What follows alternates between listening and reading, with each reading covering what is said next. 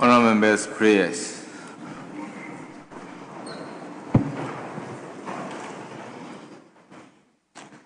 Almighty God, we humbly beseech thee to look with favor upon this Parliament of the Republic of Ghana. Grant that it may perform its high duty as in their sight. Give divine guidance to the President of the Republic. Endow members of Parliament and ministers of state with discernment and vision, integrity and courage, that through the labors of government, this land and people may be well and truly served, and their good purposes for the common human life be realized in our midst. O God, grant us a vision of our country, fair as it might be, a country of righteousness, where none shall wrong his neighbor, a country of plenty, where evil and poverty shall be done away with, a country of brotherhood, where all success shall be founded on service, and honor shall be given to the deserving. A country of peace, where government shall rest on the will of the people and the love for the common good. Bless the effort of those who struggle to make this vision a living reality. Inspire and strengthen our people, that they may give time, thought, and sacrifice to speed the day of the coming beauty of Ghana and Africa. Amen.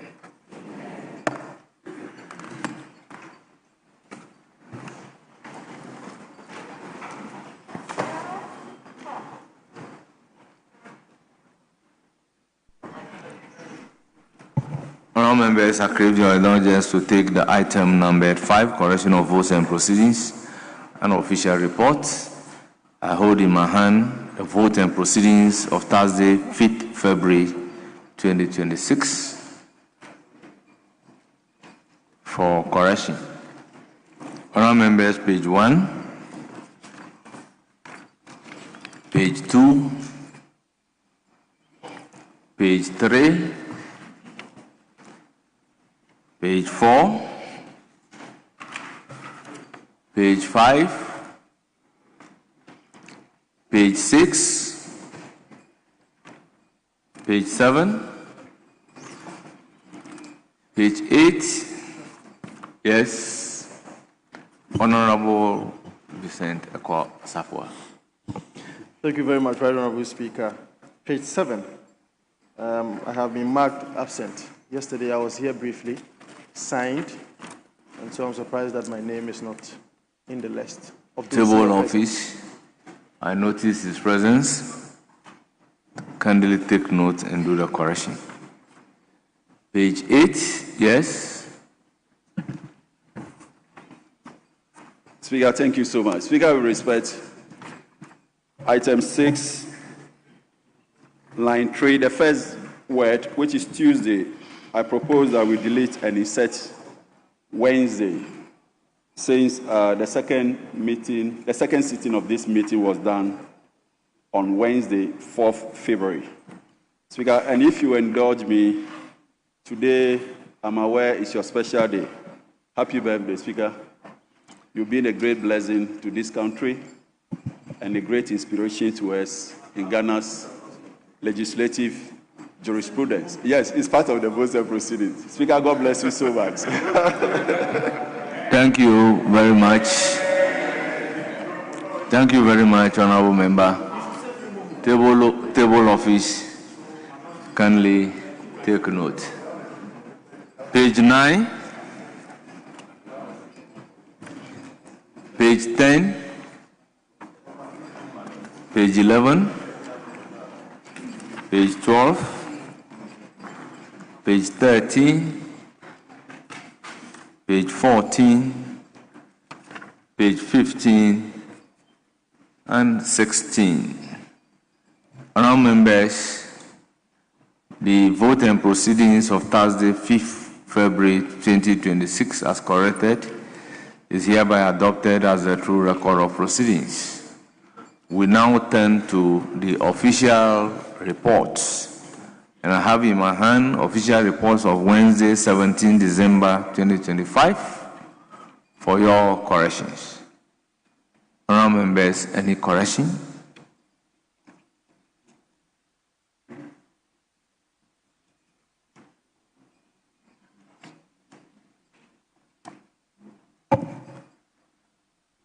Honourable members, in the absence of any correction, the official report of Wednesday, 17 December 2025 is hereby adopted as the true record of proceedings. Yes, Majority Leader. So, Speaker, today being Friday, I think if you're so direct, I'll present the business statement. Very well. Business statement by the chairman of the business committee, who happens to be the majority leader and leader of government business. You have the floor. Thank you very much, Right Honorable Speaker. Let me join colleagues to wish you a very happy birthday. From here, we'll go to your office. We expect a very fat cake. Those of us who take delight in some types of beverages, we expect many of those in your office today.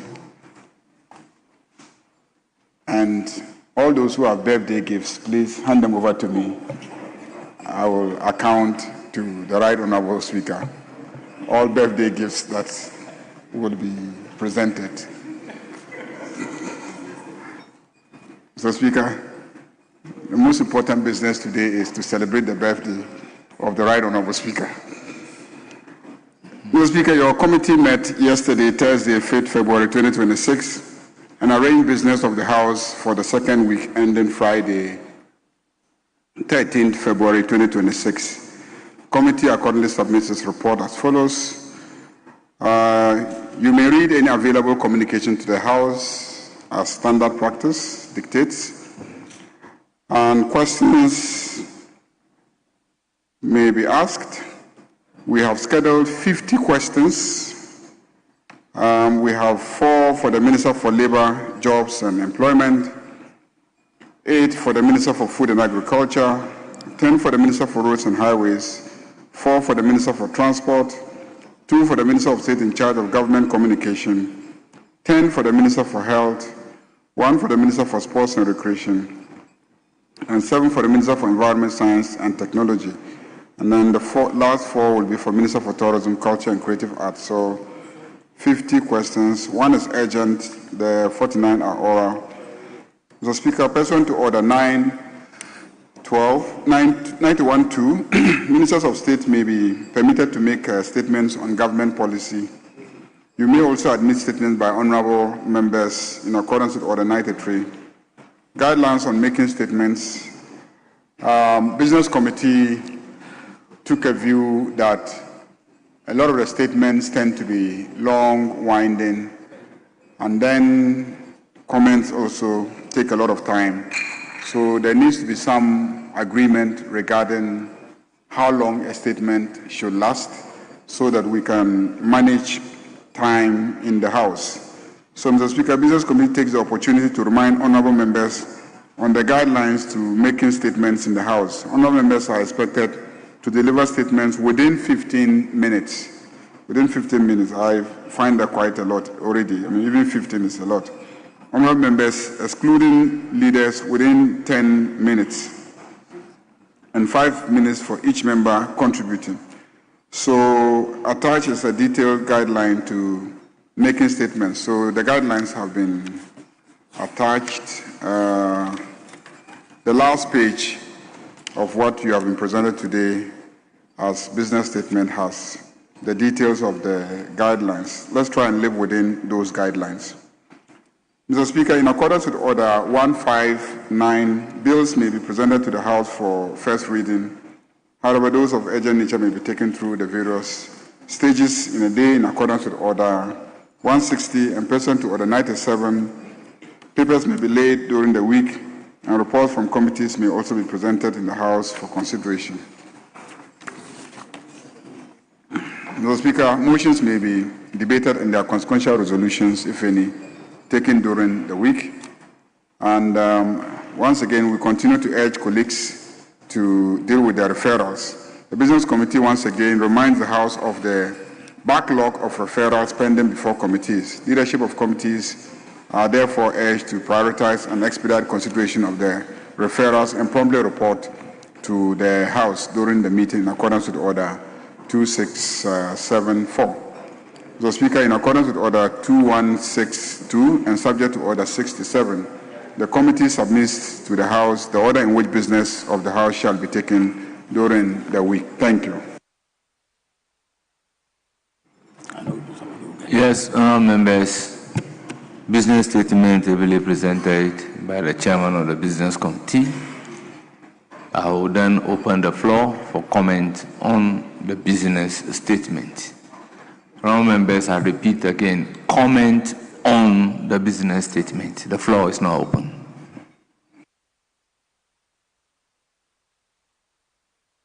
Yes, Eko Asafwa. Thank you very much, Right Honourable Speaker.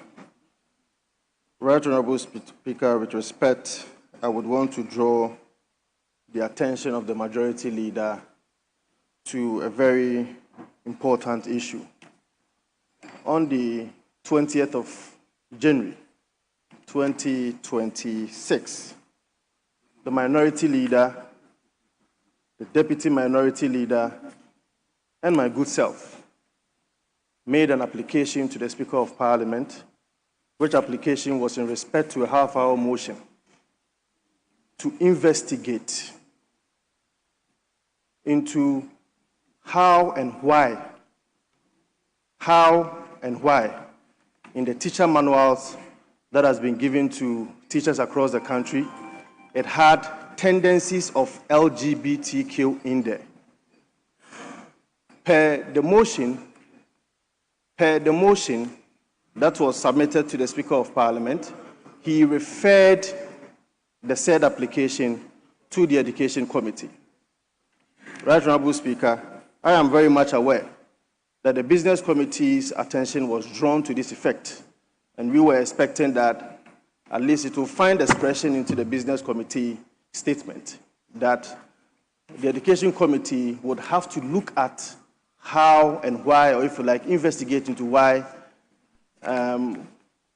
teacher manuals and curriculum for our basic schools and senior high schools had the tendencies of LGBTQ in there. And so if the Majority Leader, with respect, would want to comment on that. Because as we speak, I know that the Majority Leader himself, at least per conduct, is not interested in this, in bringing this matter to the floor. The only voice of conscience that is left is the Speaker of Parliament, and I hope that that will not be lost on us. Thank you very much. The 311.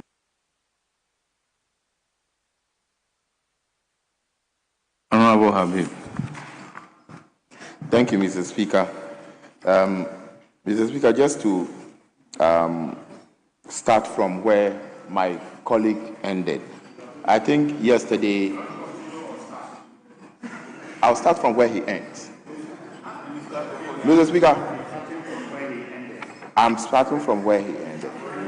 Attorney General, Mr.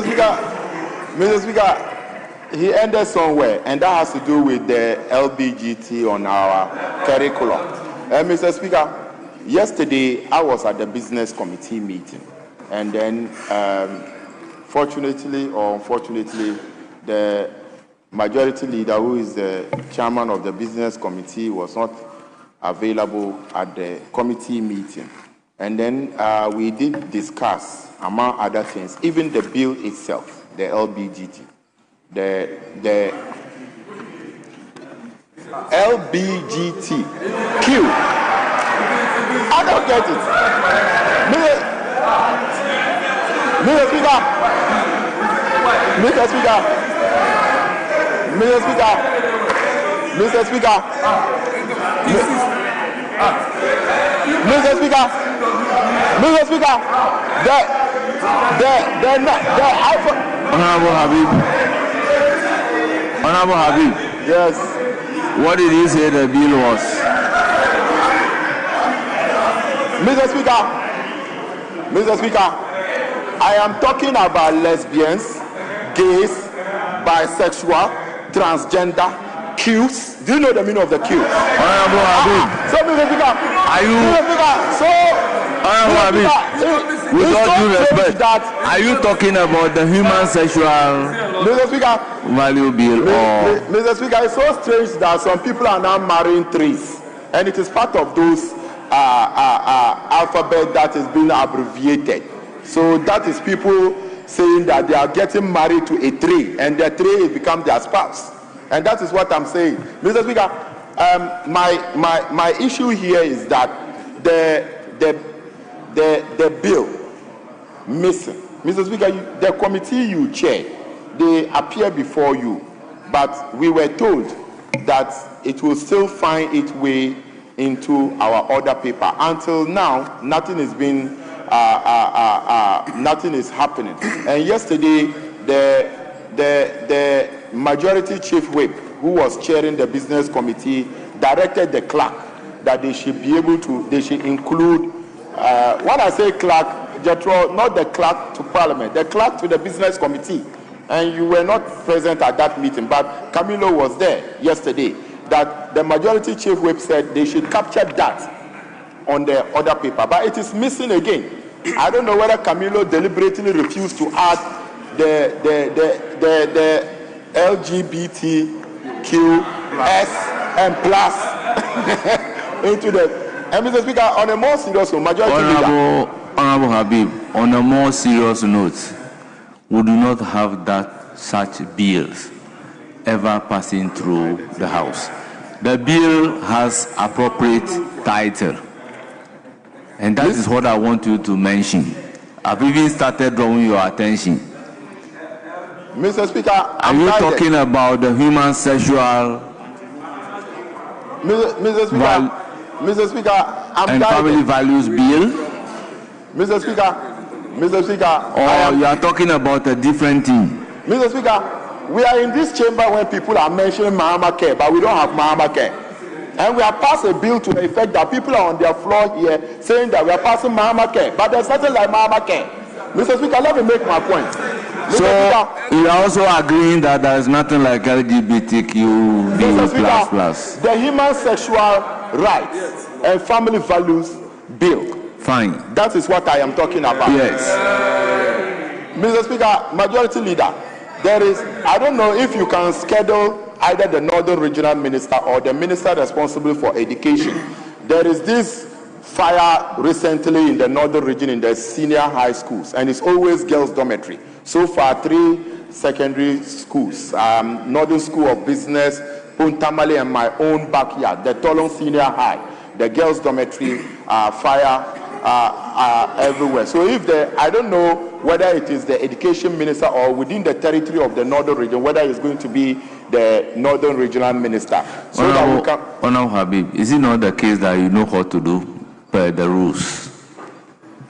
Mr. Speaker, not to file a question, because question may not generally be able to answer everything that is contained because of these fire issues. It might be more to what the question may answer. So that's why yesterday it is not questions.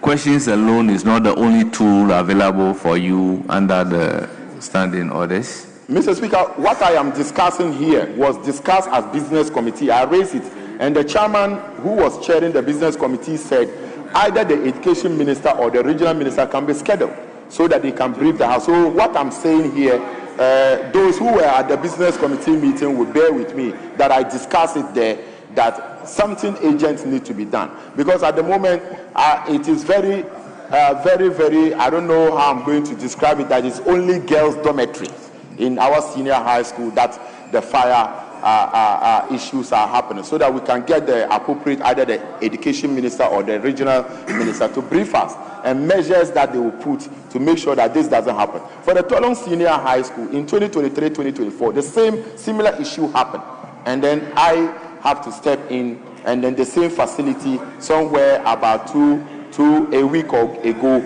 then there is fire again. So, Mr. Speaker, that is the reason why I am bringing this matter, so that the chairman of the business committee can get the appropriate institution to address us on this issue. Mr. Speaker, it could be more, and more might be on its way coming. Because it started from Northern School of Business, then we think that was it. Then it moved to Tolong Senior High, we think that was it. Then it moved to Pontamale Senior High. So definitely we need proper briefing, and then we'll be able to see how we can help to stop this issue. I thank you, Mr. Speaker. Yes, Honorable Kingsley Nyako. Mr. Speaker, let me thank the leader of the House for the statement he just delivered to the House. And I'm also happy about the guidelines guiding us on how to make statements. Mr. Speaker, we made a lot of statements, and most times we don't see the end use of those statements. At times, useful statements are referred to certain appropriate committees, but we don't get the outcome of the committee's final work on those statements. So I'll plead with leader that it shouldn't be work as usual. We need to get some benefits from the statements, not only just reading them. When statements are referred to committees, we expect the committees to get back to us or to the appropriate ministry so that we can act on them for the benefits of our society. Mr. Speaker, the second issue has to do with, I remember during the last meeting, I made a request through the leader to the clerk, to the House, that if you look on our console, the principal documents we need for our work are captured. So you have the standing orders there, national pledge, and all that, but the Constitution is not found here. And I made a request that, if possible, we could also have the Constitution on it for ease of reference, even though we come to the chamber with the sign orders and with the Constitution. And since the sign orders is already on the console, let us also have the Constitution also on it. On that score, Mr. Speaker, I want to thank the leader of the House again, and I think I'm done. Thank you.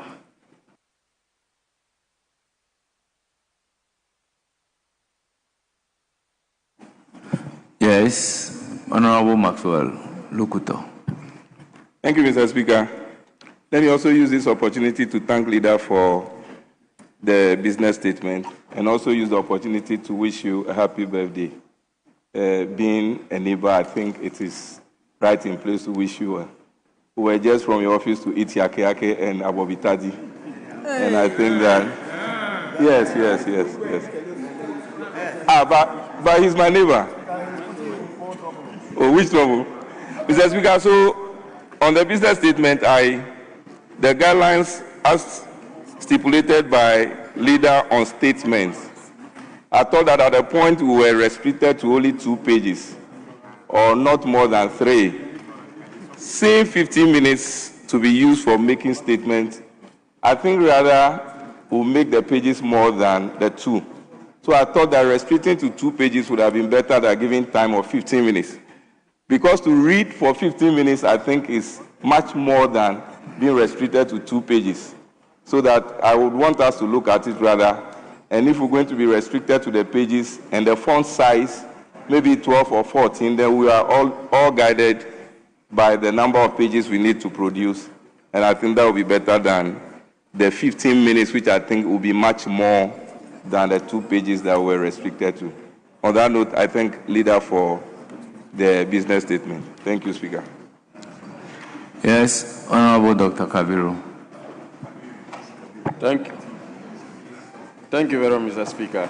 Mr. Speaker, let me also join my colleagues in thanking the leader of the House, leader of government business, for the statement of business for the ensuing week.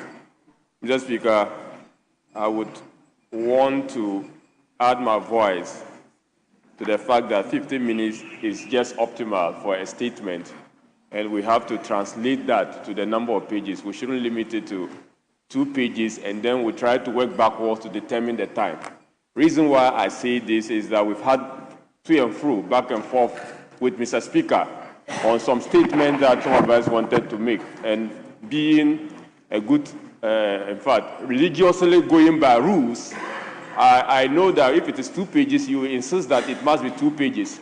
But when we work backwards and the time is given, everyone can manage the time and be able to select salient points of which to present on his statement. So I agree with the proposal by the leader of the House that 15 minutes should be 15 minutes. 15 minutes is okay, within which we can make our submission if there's any statement to be made by a member of this House. Mr. Speaker, there's another issue. I don't know how this House treats it. A statement was admitted in the last meeting of this particular House. Those statements were never read because of time, but in this business for these 2 weeks, we've not seen them even advertised. And I think that we should rather be trying to address the arrears of statement. I remember I had statements that was admitted, that was advertised in the other paper, but because of the time and the want of space in the last sitting of budget, concerning the budget, I wasn't able to take the statement.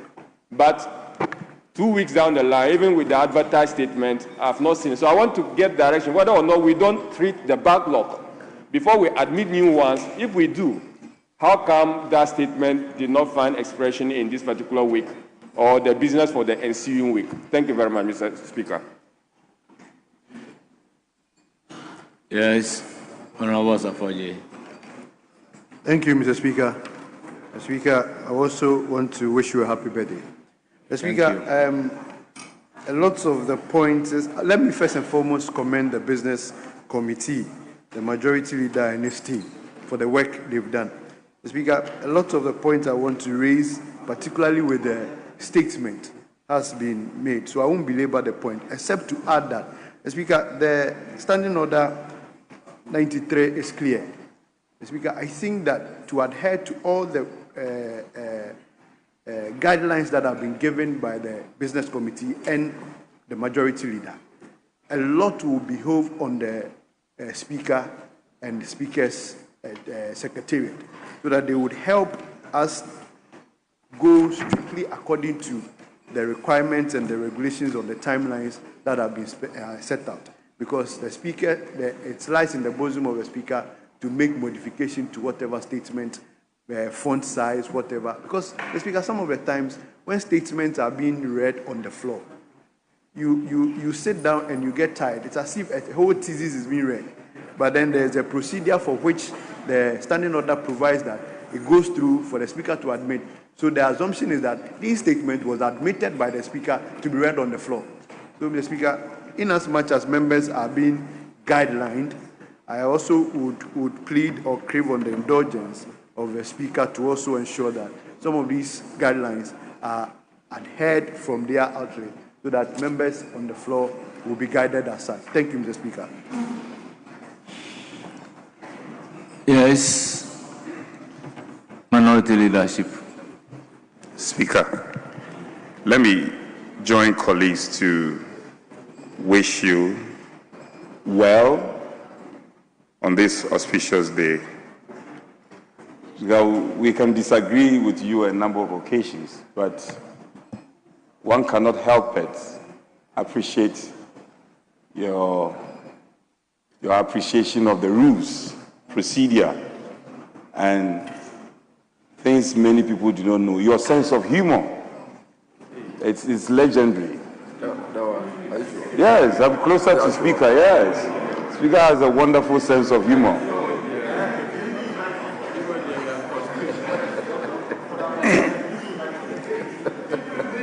So if you permit me... Chief, go ahead. Don't mind the doubting Thomas. Why do you want to be a doubting Thomas? Yes.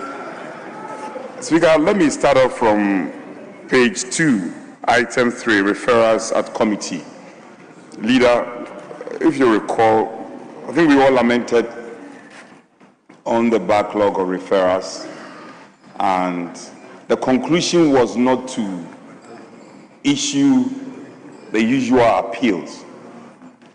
Leader, if you remember, you had said that we'll put out some punitive measures for committee chairs who are clearly not working on these referrals. So, but I see a repeat of an appeal. And I don't know if that is supposed to be the new state of affairs. So I commend Leader. I see a good attempt to increase the number of questions to be taken for the ensuing week, 50 questions. Earlier on, the proposed question, Chief, if you remember, I think it was around 30-something or 40-something. And then you had, yes, that we should push it. Now it's 50. But it's still not enough. I think we can do more because on relative terms, I commend majority leadership. 50 questions is a good attempt. But because of the backlog, we have over 300 questions. So let's try, because we've done average 70 questions before. So let's see if we can shoot it up to 60. Because if we are not careful, for some of them, they'll be overtaken by events, and the questions may not be useful again. So that would be my first observation. I realized I'm fair here. The majority leader was not present, so the chief whip stood instead and chaired or presided over the business committee meeting. Maybe the leader has not been briefed properly, but there was an agreement that 3 ministers we agreed at the committee. 3 ministers were scheduled to come and do briefing of the House. Chief, we are here. If I'm wrong, tell me. The clerk is there. The Minister for Foreign Affairs, the Lands Minister, and the Minister for Climate and Sustainability. All of them were scheduled by an agreement of the committee that they should come and brief the House. I can see the unseen hand operation of the majority leader. I know his hands very well. His hands are operating. The leader's hands are operating. All the 3 ministers, none of them can be found on the business statement. Why? But it was a decision of the committee. Minister for Foreign Affairs, Climate Change, Lands Minister, because of the Galamsey, which you are not too comfortable to hear. Galamsey. And you are not here. So if we want to reference Order 216 of our orders, it is not in the hands of the majority leader. We respect him. We know his operations. We respect him. But he cannot so moto vary a decision of the committee. Because I submit strongly that what he is presenting is not a true reflection of the meeting we held. It cannot be. So, majority leader, I beg you, this one is not within your power to vary it. Oh, Abba, this one, we won't agree.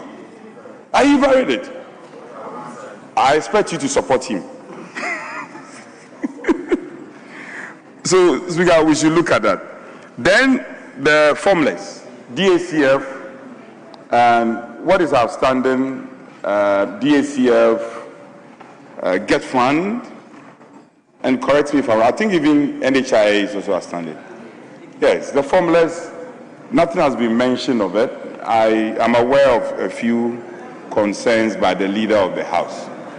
But we need to put finality to it, because payments to the assemblies, yes, the finance minister was in this House when he presented the last budget, and he had indicated that 80% of District Assembly Common Fund will go to the assemblies. We support that. If we don't pass the formulas early enough, the funds cannot be transferred. And Speaker, we have the constitutional mandate to pass the formulas. No show. And you have told us 24-hour economy. We are yet to operate the 24-hour Economy Act. And you have told us with all seriousness that is going to happen. So, leader, Leader, take good notice. Again, Speaker, in conclusion, cost of living is going out of the roof. Cost of living. Speaker, I should have come with some food items. Yam, tomatoes, gari, plantain, going through the roof. We should be programming the exchequer to come and tell us measures. The last time before the budget was brought, he was gallivanting at Mokola, talking to the Mokola women. He should be going to Mokola now and be checking the price of tomatoes. Honorable Whip, Speaker, it's your birthday. please comment on the business statement. Speaker, today is your birthday. Your comment should be on the business statement, Speaker, I'm doing exactly not on a budget and economic policy. Yes. So Ghanaians are watching you. Before the budget, the minister was all over Gogloshi, Mokola, talking to the women. Prices of tomatoes, yam, cocoyam, cassava is all over, gone to the roof. Are you proud of the price of cocoyam now? It's not. It's not. It's not. It's not. Speaker, I want to plead with the leader of the House. It will not be out of place if we program our friend. It is not for nothing that the Minister of Finance is one of our own. He should come. He should come and tell us measures that could be put in place. We are the people's representative. We are the only people who can talk about this. You've started framing a nice question. That would have been good. We will make your birthday celebration a memorable one. That one, I want to assure we in the minority will make your birthday celebration today a memorable one. Yes, yes. Yes.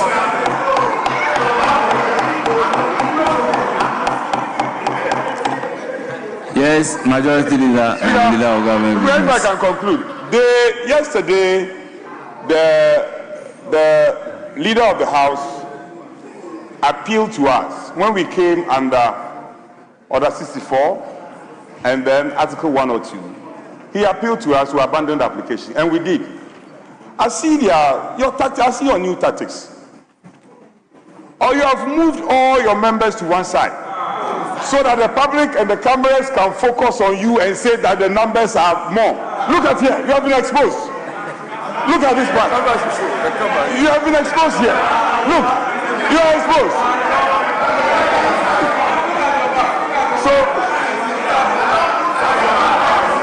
But you have been exposed. So we are 30 here, and you are 27. So, Speaker, our colleagues, I can see the Chief Whip.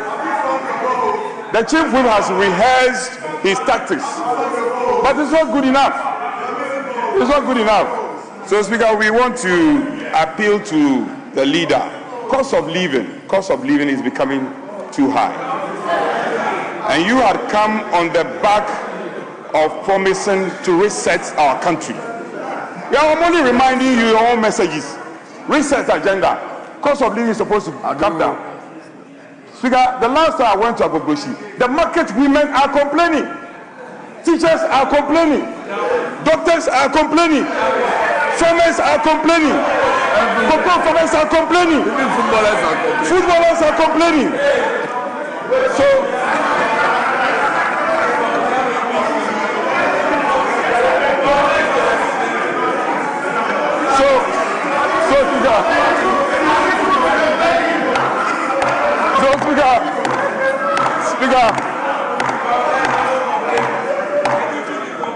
Speaker, I think you have indicated that today we want to do light business. And on that note, I have a lot of items I want to speak to, but I want to respect the leader of the House, since the agreement is that we'll prosecute light business since today is Friday. But I've given heads up on the issues we expect them to function on. Who? I won't mind you. Speaker, I thank you for the opportunity. I'm grateful. Yes. you very much, Mr. Speaker. The Proper Human and Family Values Bill, I think, is a private member's bill. So when a private member decides to introduce a bill, I think that it is for you to engage with the Office of the Speaker, and if there are issues, iron out those issues, and then get all the clearances for it to be admitted. It's not government business. It's not government business, it's not my business. We have indicated that so far as we are concerned, the bill was passed. What was outstanding was for the president to sign. And the former president did not sign. It came back, and the government says that we are willing to take it and own it as a government bill. But again, that was rejected because the private members want to own it instead of the government taking it and then presenting it as a government bill. So since you indicate that you want to own it and push it, you know the various processes involved. As we continue to say, we on this side, we have no issue with anything in the bill. And the president has indicated that he is waiting 24 hours. If the bill is ready, he will sign it. So we don't have a problem. We don't have a problem. So work it out with the Office of the Speaker. Fires in schools, yes, we have reports, and I know that the Minister for Education had even indicated that government had directed that allocations should be made to those schools for the construction of the hostels and the facilities that they will need. So work has been done to address that problem. But you can ask a question and the minister can come and answer it. 15 minutes statement time. I also agree that 15 minutes might be a long time, but that's what the committee agreed on. So let's live with that for now. Scheduling of ministers. The ministers, when I received the draft report, when I reached out, the ministers are not likely to be in town on those dates. In all sincerity, the ministers are not likely to be in town on those dates. So I thought that it would be better to engage and make sure that they come when they are in town. And in any case, if they are available, you know, if you look at the statement, I said that statements by ministers can be made anytime during the week. So we can make provision for the ministers to come. As for the issue of cost of living, which you have raised, I don't know which market you go to. I don't know which market you go to. So I don't know which market you go to. But I know that the prices of goods and services, because of the low rate of inflation, because of the very good exchange rate relationship between the cedi and the dollar, because of the stability of the cedi, and so many other good things that this government has done, definitely prices cannot be going up.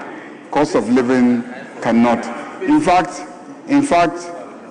we are dealing with a problem of farmers saying that food prices have come so low that they can't even recover their investments in farming.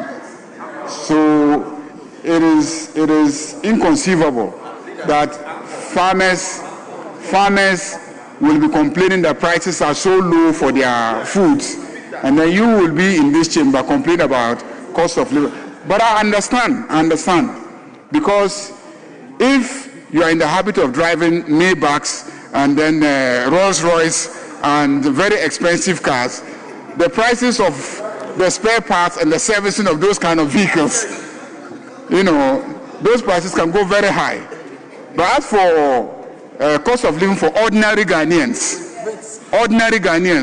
who eat kenke and konkonte and then fish and etc., I think that they know that prices of food hasn't increased. If anything at all, it is decreasing, and cost of living is not a major issue in this economy. I agree with you that there are so many issues that we should work on, and we'll be working on those ones, but cost of living is not definitely. Fuel prices are coming down, which is the major trigger when it comes to cost of foodstuffs and services. Energy sector, there's so much stability there. So generally the outlook is very good. Ghanaians are very hopeful, we are very confident. Mr. Speaker, thank you very much. Honourable members, today is Friday. I think I am inclined, after taking the leader, to draw the curtains down. So, honourable members, business statement as presented is accordingly adopted.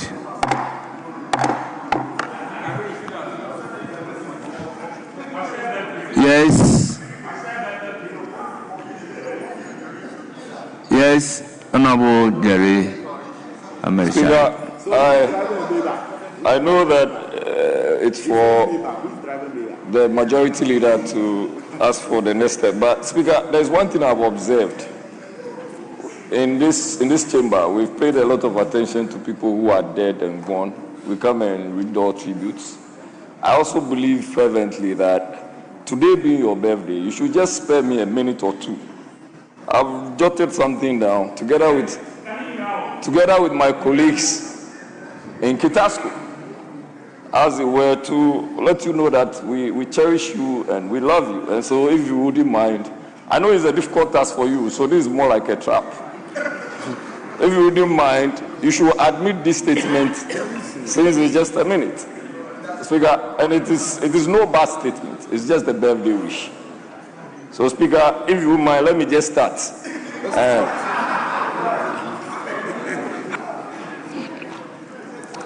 Yes, Majority Leader. Mr. Speaker, Minister has left. Actually, the Minister had pleaded with me for us to vary the order of business so that we can take the third reading of the 24-hour economy bill so that we can move to second consideration stage. After that, we can do the statements. The major business would have been done for the day. Then we can make the statements. I'm not against the statements being made, but let's just take out this 24-hour economy bill. Yes, 24-hour economy bill. Mr. Speaker, just that. Yes, Honorable Habib. Mr. Speaker, I don't know if the majority leader was saying third reading of the 24-hour. Yesterday, Mr. Speaker, clause 24 was referred to the winnowing committee. So if we have to go back to consideration stage before third reading, right? So I don't know, majority leader. I mean, the procedure is that you attempt to do third reading, and then it will be arrested, and then a second consideration will take place. It was passed. It wasn't passed? No. Honorable Majority Leader. It was taken. We deferred. Oh, we deferred. 2 clauses. We deferred. So the 24-hour Economy Authority Bill 2025 was at the consideration stage. We stopped at the consideration stage because 2 clauses were deferred. So what we can do now is to bring it back to a consideration stage. So, honourable members, the 24-hour Economy Authority Bill 2025 at consideration stage.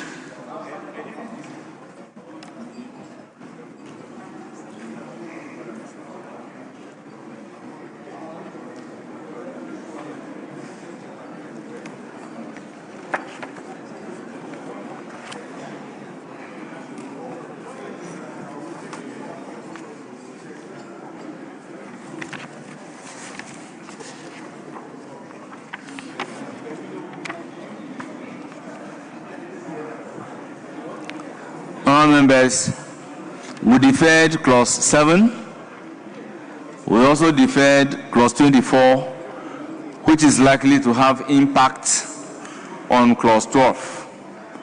So, honourable members, we then go to clause 7. Chairman of the committee.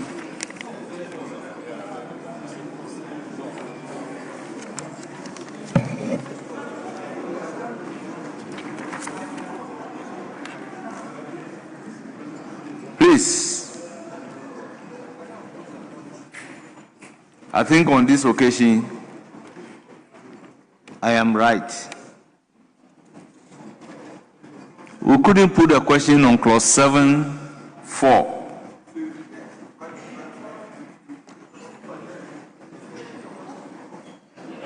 Mr. Speaker, you are right, because what Mr. Speaker is saying is that we concluded on clause 12, but he's saying that 24 must have an effect on 12. That's what we are. So if you bring the report from 24, then we'll be guided by 12. But 7 and 24, there was no question put on these two clauses. 7 and 24 were both deferred. So, Chairman of the committee, what's the position on clause 7(4)? Speaker, on clause 7(4), I think the consensus was that we maintain the status quo. And I read it again, Mr. Speaker. A member of the board, other than the chief executive officer, who is absent from 3 consecutive meetings of the board without sufficient cause, ceases to be a member of the board. I so move.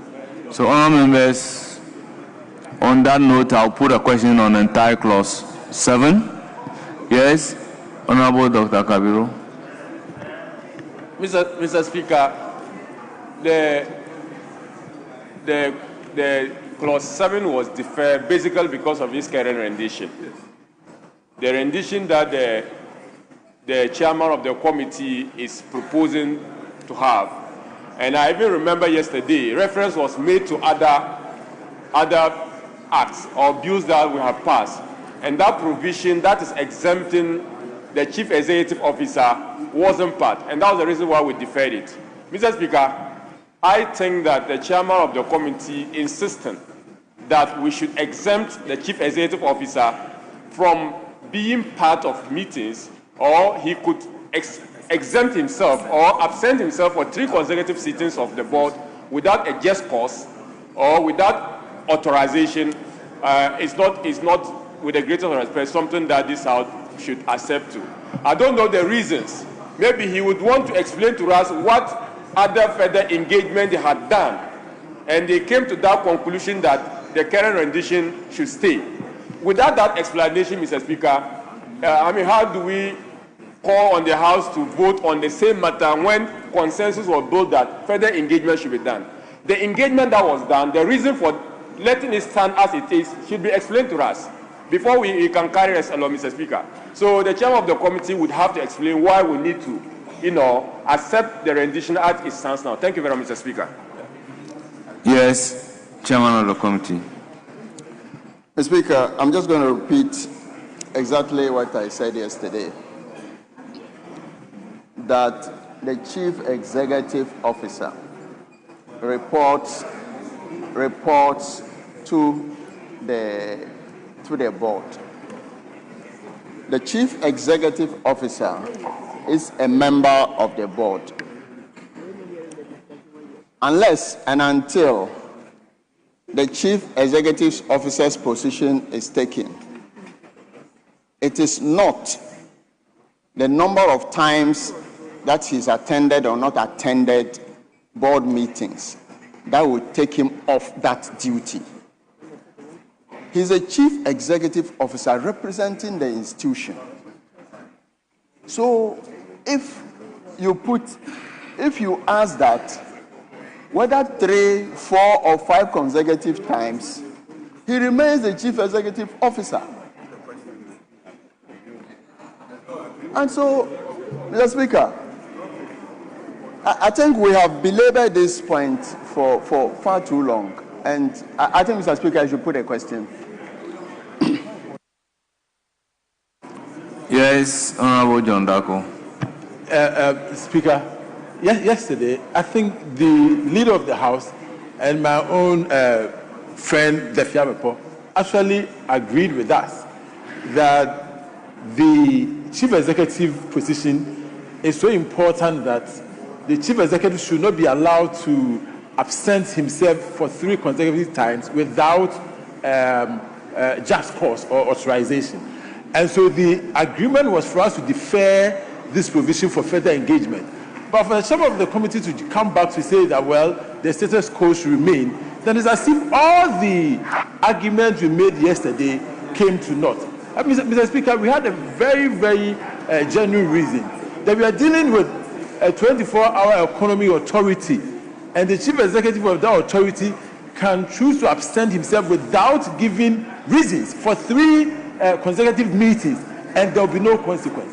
We believe that we need to understand that this is no joke, and that at least the person should be made to give a reason for absenting himself. And Mr. Speaker, this was the case we made yesterday. Nothing has changed. The chairman of the committee has not engaged anybody, and then he comes back to say that the status quo should remain. I think that we should do better engagement on this. Thank you very much, Mr. Speaker. Yes. Mr. Speaker, thank you. Mr. Speaker, I believe that this is purely a governance issue. The chief executive cannot be allowed to accept himself and then us thinking that everything is well with the board. If the chief executive in particular accepts himself 3 times for not attending a board meeting, naturally there might be something wrong. So I believe that we might have to engage properly and make sure that either we exempt the chief executive from the other members of the board, or there should be a reason attached to his absence. Because it's going to be very weird that you can have 3 board meetings without the operator, who is the chief executive, being absent. Because if you are not careful, if you have a board chairman who has problems with the chief executive, he can easily connive with other people and have 3 board meetings without the chief executive, actually leading to his sacking. So we have to be clear what we want to achieve with this particular provision, because the chief executive is the operator.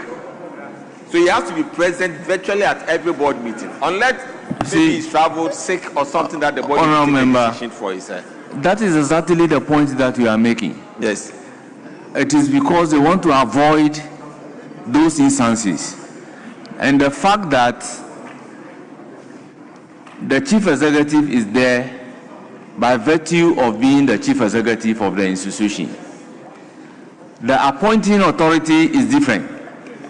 So there may be a situation where the chief executive has absented himself 3 times. And by this law, we are saying he's not supposed to be a member of the board. But the appointing authority can decide to keep him as the chief executive. So it means that there will be a board meeting without the chief executive. That is the reason for which we have to maintain the rendition the way it is. So if after consultation, the chairman came to a conclusion, just like the way you are saying, that the rendition should be allowed to stay, I believe that we have to take it in good faith and make progress. Mr. Speaker, I think I support, they are asking for reasons, but I support the chairperson in all due respect, because you see, the CEO could be engaged in other equally important activities, and that shouldn't prevent the board from operating. So it would be strange for you to ask the CEO because they have absent themselves more than 3. So I support the fact that we should exclude the CEO and let the current rendition meet. Just cause I don't think a CEO will deliberately. I don't think a CEO will deliberately absent themselves from a board meeting So the current rendition for me should stand.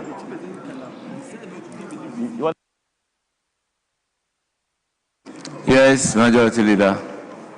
I think it is important that the point that the Speaker has made should be understood in the sense that, oh, please, you are sitting behind me. Don't be talking. Distracted me. The point that the Speaker has made should be understood. Now, a board to function well and to take decisions will usually need the support of the Chief Executive.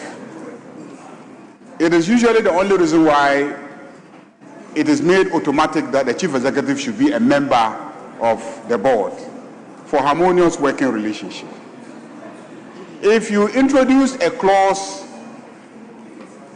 that says that if the Chief Executive is absent 3 times, he is dismissed. He ceases to be a member of the board.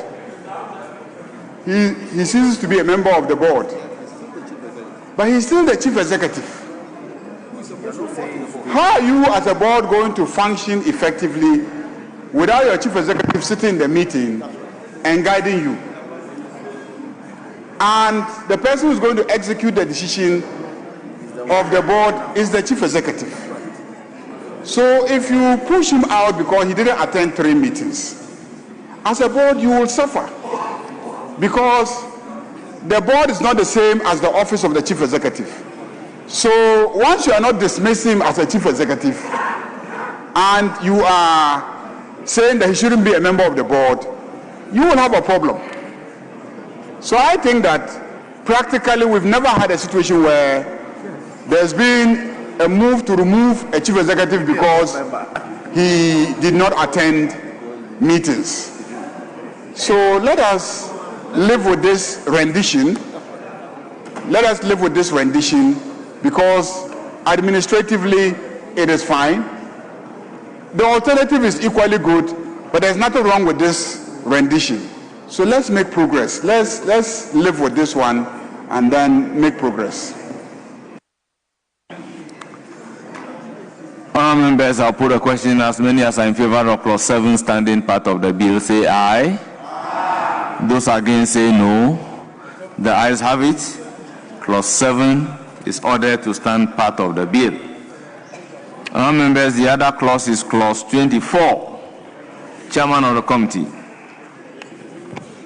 Mr. Speaker, clause 24.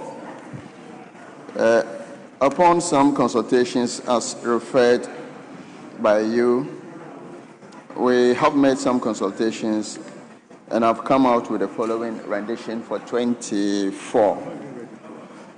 Mr. Speaker, we propose to delete in line 3, responsible for finance. Mr. Speaker, the new rendition will be, the board shall, within 30 days after the receipt of the audit report, submit an annual report to the President and the Minister covering the activities of the operations of the authority for the year to which the report relates. I so move, Mr. Speaker. Yes, Honourable Habib. Mr. Speaker, I just want to get clarification from the chairman. Chairman, if I will get your attention, because you are saying upon further consultation. Is it consultation or the winnowing committee met and decide on it? Because the Speaker referred this to the winnowing committee, not for consultation. So I want to get that straight, whether the new rendition is Honourable Habib, or... Yesterday, when we got to this particular clause, there was the need to seek clarity with the sponsors of the bill. That was indicated clearly on the floor. So if the chairman of the committee is talking about consultation, is consultation with the sponsors of the bill as indicated. And the winnowing committee, Mr. Speaker. Honourable members, I'll put a question. Yes. The proposed, I need a bit of clarity because 24 was tied to 12 yesterday when we had this discussion. and 12 had 12.2 said the president may in writing designate a minister. And the proposed rendition that I was proposing was minister designate. But in his proposal, he said minister. Is that by that to suggest that consequentially we will have a definition of minister in this, because it will not be consistent with... Exactly so. Thank you. Exactly so. Speaker, exactly. Because so. I'll be definition of a minister, and a minister will mean minister designated by the president. The word minister takes care of the situation. So I'll put a question. It's a quick one. It looked like yesterday interpretation, Chairman, if I heard you right, you said minister should be deleted from the interpretation. I asked that minister should not be deleted pending this consultation. Okay. I'll put a question. Those in favor of the amendment proposed to clause 24(1) by the chairman of the committee say aye. Those against say no. The ayes have it. Clause 24(1) as amended by the chairman of the committee is ordered to stand part of the bill. Yes, chairman of the committee. Speaker, consequentially, under 24(3) and 4, we will delete responsible for finance in both subclauses. So 24(3) will read, the minister shall, within 30 days after the receipt of the annual report, submit the report to Parliament with a statement that the minister considers necessary. Then 24(4) will now read, the board shall submit to the minister the board shall submit to the minister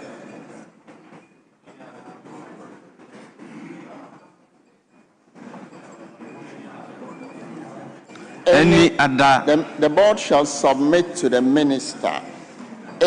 other report which the minister may require in writing. I so move.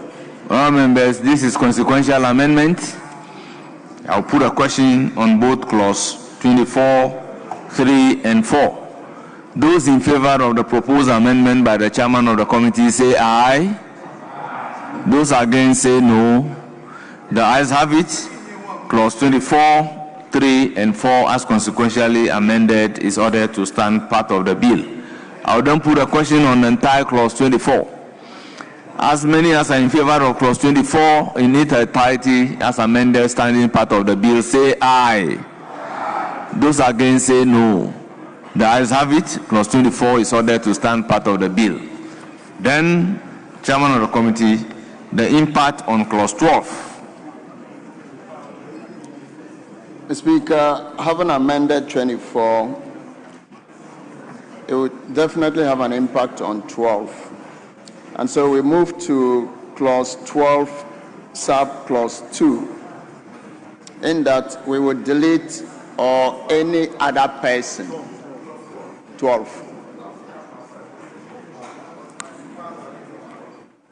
Yes, honourable members, it is for the consideration of the House. Yes.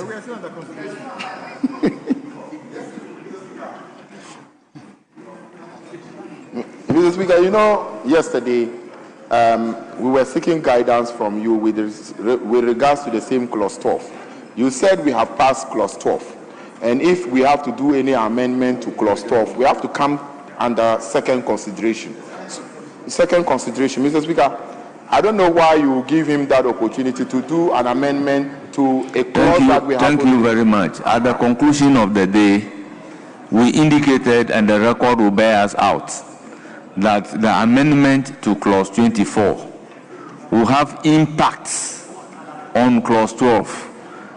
That is why when clause 24 was amended, I am asking the chairman, what then is the impact on clause 12? And the impact is what the chairman is indicating, and that is for the consideration of the House. Mr. Speaker, at the point that we were making proposals to amendment in clause 24, we did indicate that it will definitely have an effect on clause 12, and we were proposing an amendment to it. But Mr. Speaker said we cannot, because when you pass through, that's not the practice. you can come back at second consideration, just make amendment to that clause, and we will carry on. Rather than that, Mr. Speaker, this is too alien to the practice of this House, that we have passed through a clause, put a vote on that clause, and we don't come back at certain consideration, and then we are coming back to it. Mr. Speaker, I don't know. Honorable Habib, do you know why at consideration stage the rules are relaxed? Do you know why the maize is tilted?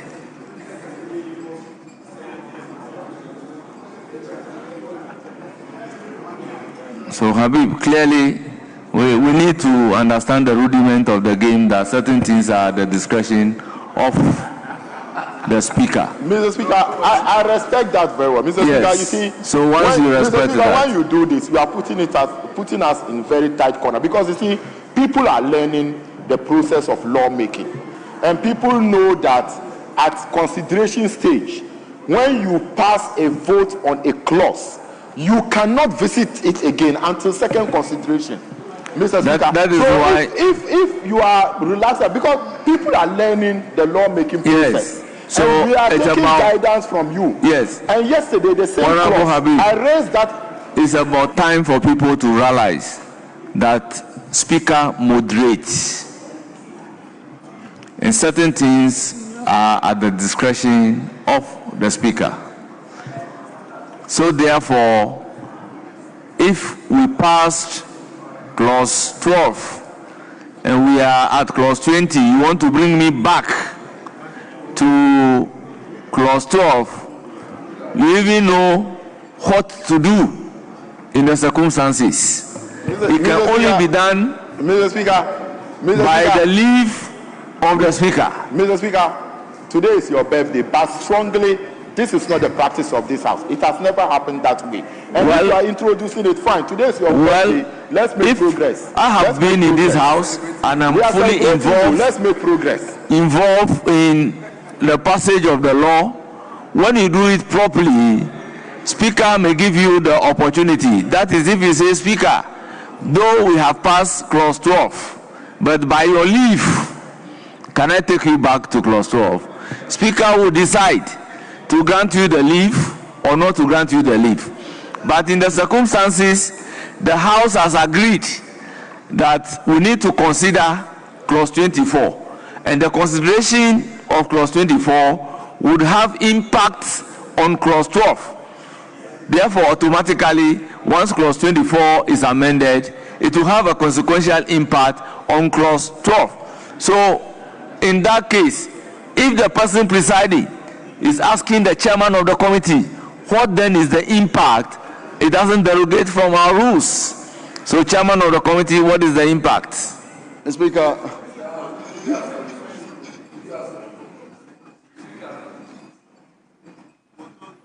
Mr. Speaker, yesterday we all knew that it will have an impact, but we agreed that we will take it during second consideration stage. We agreed. If you check our Hansard yesterday, we agreed.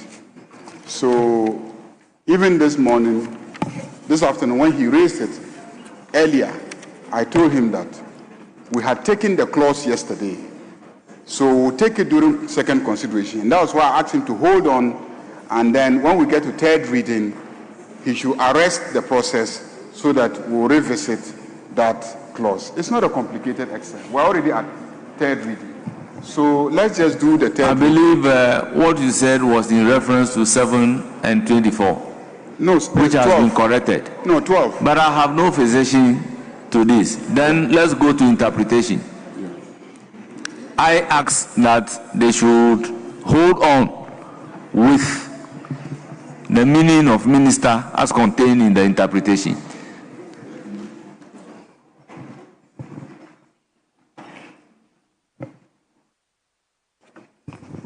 Mr. Speaker, the same impact we're dealing with. Sorry. Mr. Speaker, that impact transcends not only 12, but to the interpretation.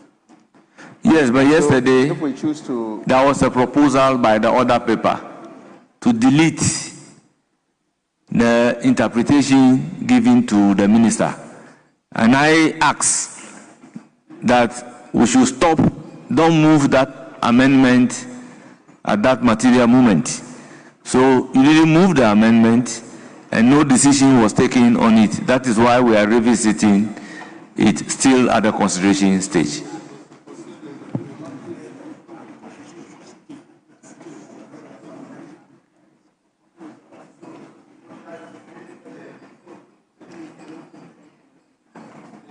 Mr. Minister. Mr. Speaker, will not delete as we discussed yesterday. Very well. So Minister will remain as means the Minister referred to in subsection 2 of section 12. Very well. Then I will then put a question on entire clause 27. Then long title. An act to establish the 24-hour economy authority to implement the 24-hour economy and accelerated export development program and provide for related matters. Yes, Chairman of the committee. Mr. Speaker, no proposed amendments to the long title. Honourable members, no proposed amendment from the chairman of the committee. It is, however, for the consideration of the House. Any proposed amendment to the long title? In the absence of any proposed amendment, I'll put a question. As many as are in favor of the long title standing part of the bill say aye. Aye. Those against say no. The ayes have it. The long title is accordingly ordered to stand part of the bill. Honourable members, this brings us to the end of the consideration stage of 24-hour Economy Authority Bill 2025. Yes, Majority Leader. Right, Honourable Speaker, with your indulgence, I will plead that we allow the Minister for Roads to move motion 20 for the abridgment of time.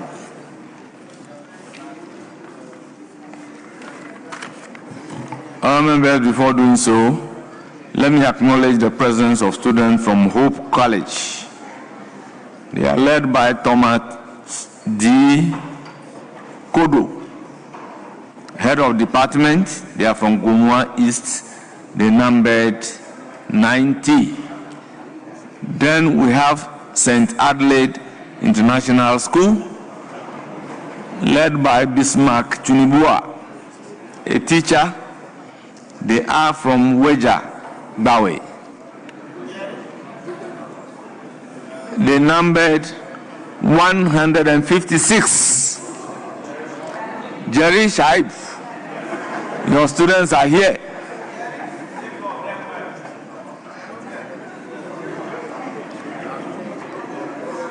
On behalf of the House, I welcome you to Parliament. Please do have a fruitful visit. Thank you very much. Kindly resume your seats.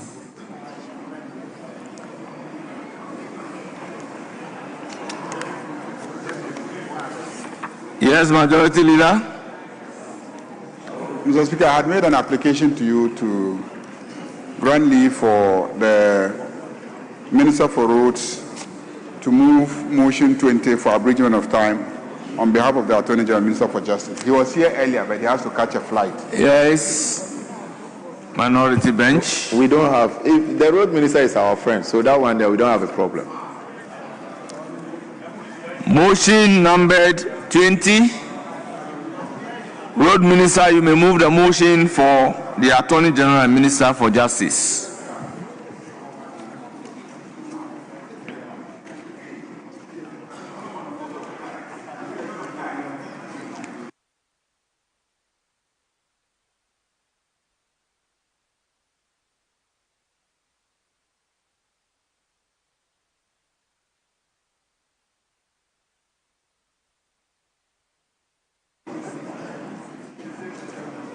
Yes, Minister, you have the floor. Mr. Speaker, I rise to move the motion numbered 20 on page 14 of today's order paper. Mr. Speaker, I so move. All members, motion ably moved. Any seconder?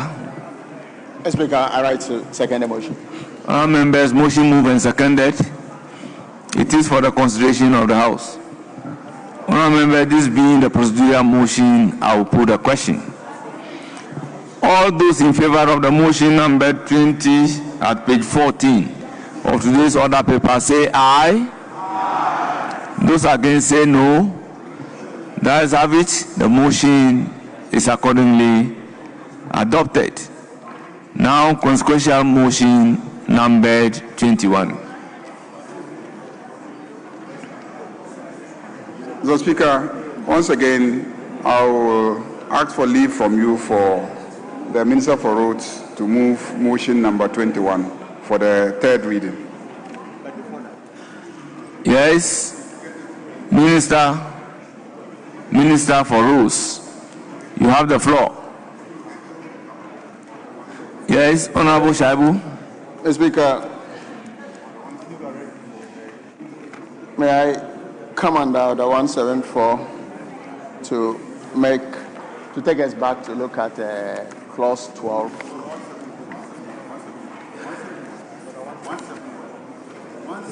171, yes, please. Mr. Speaker, order 171, 12 and 25. We have to correct that. Yes, you are arresting the third reading motion. Yes, please. What is the outstanding matter? Yes, outstanding matter will be because of the impact that 24 will have on 12 and subsequently on 25. That's what I want to raise now, Mr. Speaker. Very well. Yes, the first one has to do with... Honourable members, the motion for the third reading is being arrested. The reason being that the amendments carried on clause 24 will have an impact on clause 12. So, honourable members, we then give the floor to the chairman of the committee. Exceedingly grateful, Mr. Speaker. So, the 24-hour economy authority bill is now back to consideration stage, and in this case, second consideration.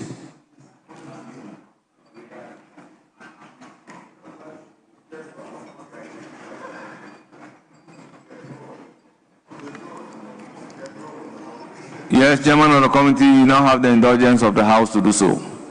Mr. Speaker, I'm exceedingly grateful for that opportunity to take us back to 12. And we are looking at, Mr. Speaker, 12.2. The President may, in writing, designate a minister. Mr. Speaker, I want us to delete or any other person. For purposes of oversight, any other person cannot be in Parliament here to answer questions if it's not a minister. And so, Mr. Speaker, I pray that we delete or any other person under 12.2. I so move, Mr. Speaker. Honourable members, the motion is to delete or any other person, and it is for the consideration of the House. Yes, Honourable Dr. Kabiru. Mr. Speaker, I want to find out. We have a situation where ministers, responsible ministers, are not there, and the President designates other ministers to hold on for those particular ministers. And like we have in the case of defense, where the minister responsible for finance has been asked by the President to be the caretaker minister for the ministry responsible for defense. In this case, if we have the minister designate, which has been defined in the interpretation section, being indisposed, are we then saying that the President himself is going to be responsible for that authority? The challenge I have is that can we not say that any other minister or any other minister, instead of just saying any other person, because I understand that he wants to cure, and any other minister can actually also be defined if we are so minded. But the difficulty is, if we leave it open, oversight, it means that it comes back to the president, even though we all admit that president has ultimate oversight over every arm of the executive. But once we are creating the law, I think we should make flexibility for the president to appoint any other minister in the case where the minister designate is not available. Thank you very much. The chairman, in moving the amendment, indicated that the reason for this amendment is to delete or any other person. The reason is that if any other person exists in the law and such a person is designated, the law, the practice, doesn't allow such a person for purposes of oversight to appear before us. That is a justification for any other person to be deleted. Now, the clause is saying that the president may, in writing, designate a minister. The meaning is that the president is not under obligation so to do. But when the president decides, he may designate a minister. So the person to be designated is already a minister. Exactly what happened in the case of defense. And the doctrine of necessity doesn't prevent the president from doing so. That is why the definition of a minister designate in the bill indicates clearly that it is the minister referred to under clause 12(2). So this is very clear and certain. Mr. Speaker, I'm persuaded, and I go with the explanation. Thank you very much. I will then put a question. As many as are in favor of the proposed amendment to clause 12(2) by the chairman of the committee say aye. Aye. Those against say no. The ayes have it. The amendment is accordingly carried. Yes, chairman of the committee. Mr. Speaker, consequentially, and in addition to the or any other person, under clause 12(3), we are deleting or any other person designated. The new rendition is the minister under subsection 2 shall carry out the directives of the president. I so move, Mr. Speaker. The new rendition will be the minister under subsection 2 shall carry out the directives of the president. Yes, Honorable Habib. Under 2.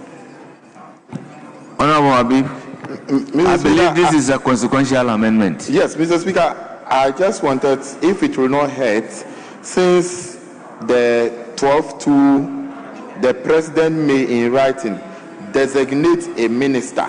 So if we can do the designated minister under subsection, so that it will, to cure whatever we were discussing in clause 2. So the new rendition in 3 would be the designated minister under subsection 2 shall carry out the directive of the president. Honorable Habib, your proposed amendment is good, but it offends the brevity principle in drafting. Once you have defined the minister to mean a minister designate, subsequently that person becomes the minister. So everywhere you see the word the minister, it is making reference to the minister designate. Thank you very much. Being it a consequential amendment, I'll put a question. All those in favor of the second proposed amendment to clause 12 by the chairman of the committee say aye. Those against say no. The ayes have it. The proposed amendment is ordered to stand part of the bill. I will therefore put a question on the entire clause 12. All those in favor of clause 12 standing part of the bill say aye. Yes. Mr. Speaker. Mr. Speaker, because we have discussed oversight. Yes. One of the oversight is authority responsible to the president, and then the minister responsible to parliament. And so we don't want to leave the head note as executive oversight. We want to amend the head note to read oversight, simplicity. I so move. Thank you. It is for the consideration of the House. I'll put a question on the head note. All those in favor of the head note being amended as proposed by the chairman of the committee say aye. Those against say no. The ayes have it. The head note is accordingly amended. Now, can I put a question on the entire clause 12? As many as are in favor of clause 12 in its entirety as variously amended, being part of the bill, say aye. Those against say no. The ayes have it. Clause 12 as variously amended is ordered to stand part of the bill. Yes, Chairman of the committee. Speaker, the impact continues and is affecting regulations. Under 25(1), the minister, I propose we delete designated by the president under subsection 2 of section 12. We're deleting designated by the president under subsection 2 of section 12. The new rendition will be the minister may, on the advice of the board, by legislative instrument, make regulations generally for the effective and efficient implementation of this act. I so move, Mr. Speaker. Thank you. Honourable members, it is for your consideration. I think this is also consequential. I'll put a question. As many as are in favor of the proposed amendment to clause 25(1) say aye. Those against say no. The ayes have it. Clause 25(1) as amended is ordered to stand part of the bill. Chairman of the committee. Mr. Speaker, gracefully we have finished, and it is finished. Thank you very much. Chairman, when you say, I don't get it, it is finished, we are finished. In fact, it is finished. We are not, the bill hasn't been passed. So how do you say it is finished? Mr. Speaker, if you are saying that we are done with consideration stage, it is fine. So, Mr. Speaker, this is the reason why the 24-hour economy will suffer. Because when the bill is not finished, you say it's finished. Honorable Habib, my question is limited to whether or not there is a further amendment to clause 25. So, in the absence of any further amendment, I'll put a question on the entire clause 25. As many as are in favor of clause 25 as amended, standing part of the bill, say aye. Those against say no. The ayes have it. Clause 25 as amended is ordered to stand part of the bill. Yes. So we have come to the end of the second consideration stage.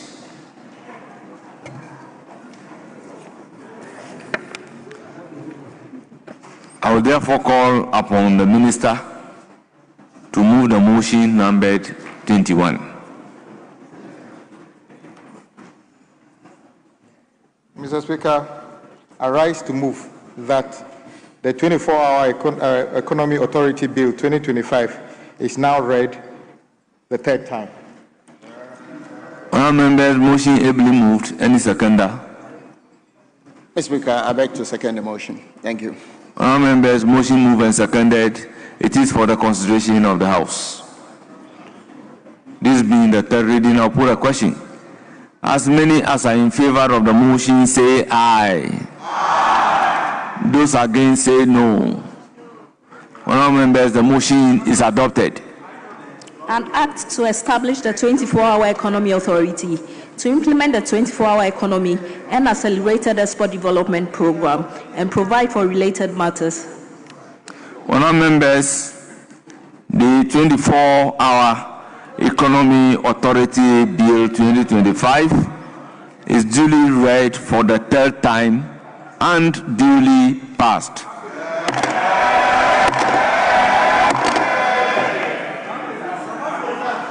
Yes, Honourable Minister for Rules. Mr. Speaker, I want to take the opportunity to congratulate Honorable Educhum, Dr. Honorable Educhum, for he promised to run a clean campaign, and he campaigned well. Unfortunately, his colleagues in the chamber didn't vote for him, but he ran a clean campaign. Honorable Kwame Agoya, Honorable Minister for Rules. My hot imagination, did you know that his colleagues in the chamber did not vote for him?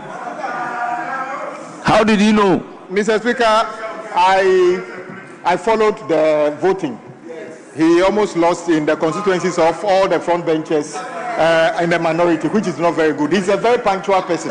In fact, he's still sitting in the chamber. Maybe he would have been a better candidate than the person they chose. But Habib said that, Honorable Habib told me there's a reason they didn't vote for him, so we'll leave it like that. Mr. Speaker, what the road minister is saying, it's not true that he got zeros in our council. Mr. Speaker, in my constituency, he got one vote. So you can't say 0 votes. You can't say that, Mr. Speaker. But it is not true that he got 0 in our constituency. So, Honorable Habib, clearly, that one vote could be your vote. That one vote can be Habib's vote. Very well, very well. Yes, Majority Leader, any indication? Yes, Mr. Speaker. Mr. Speaker, while preparing to give an indication, I think Dr. Mahmoud Baumia has to investigate the conduct of Honorable Habib. In the presence of Honorable Educhum, he is making effort to show that there was one vote that voted for him, giving indications that it is likely that he is the one who voted for him. Mr. Speaker, we want to thank everybody for the support that we have received to pass the 24-hour authority bill. So the bill is duly passed by Parliament, will be forwarded to His Excellency the President for his assent. It is a major political promise of the National Democratic Congress, and the bill will pave the way for the expedited implementation of the 24-hour economy policy. We promise and we deliver, and today marks another milestone in the march towards delivering on all our manifesto promises. Mr. Speaker, on that note, I want to say we are in your hands. Today is Friday. We haven't done 5 hours. So, Mr. Speaker, I move that this House adjourns to Tuesday.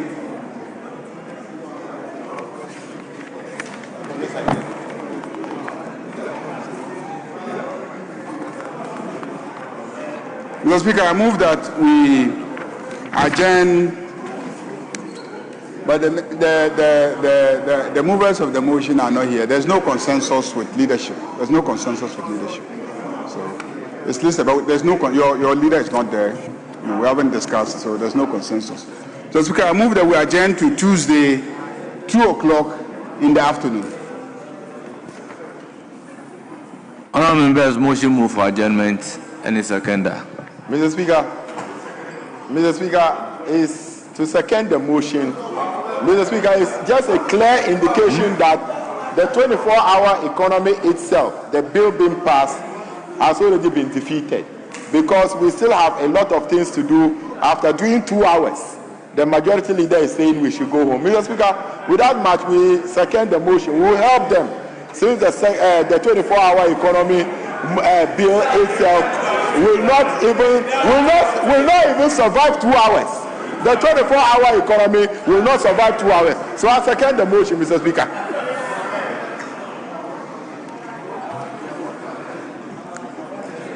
Honourable members, motion moved and seconded, and it is for the consideration of the House.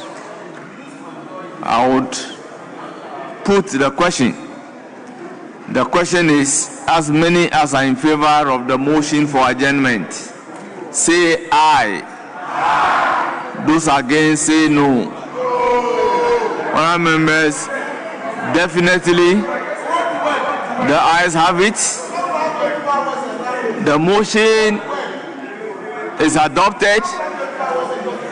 The House is accordingly adjourned till Tuesday, the 10th day of February 2026 at 12 o'clock. Is it 12 o'clock or 2 o'clock?